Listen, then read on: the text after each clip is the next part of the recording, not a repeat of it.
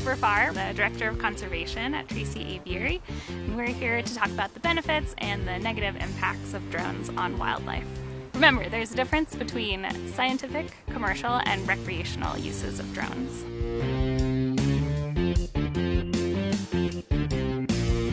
Remember, when getting to the site, stay on the trail.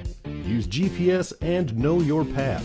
Get permission to be on private land, respect all signs and barriers, and dress for the trip.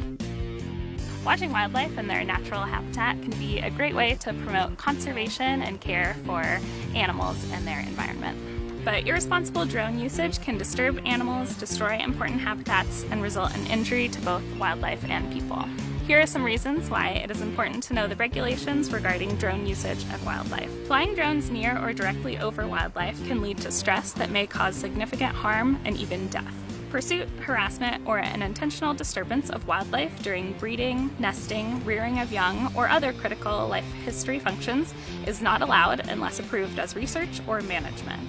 Follow state wildlife and fish agency regulations on the use of drones to search for or detect wildlife and fish. Know the rules and best practices before flying your drone anywhere, as wildlife will most likely be within the area.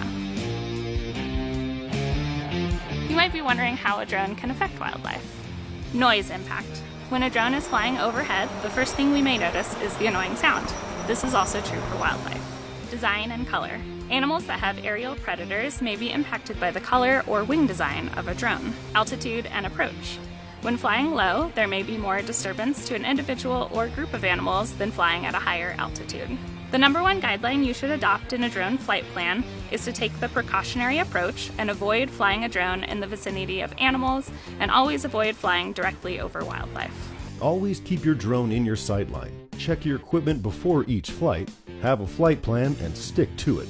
Stay aware of surrounding areas, and avoid wildlife and other people. Be sure to have the correct permit for all commercial photography and videography from the appropriate government agency. It is also best to consult experts like us at Tracy Aviary to see what wildlife might be present in your desired drone zone.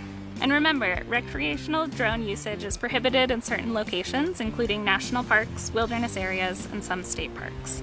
It's always best to check with land managers regarding regulations. Designated fly zones limit impact, provide safety, and protect wildlife. Responsible flying helps educate yourself and protect wildlife. Find all your responsible flying tips at treadlightly.org. I'm Cooper. I hike, I camp, I go birding, and I tread lightly.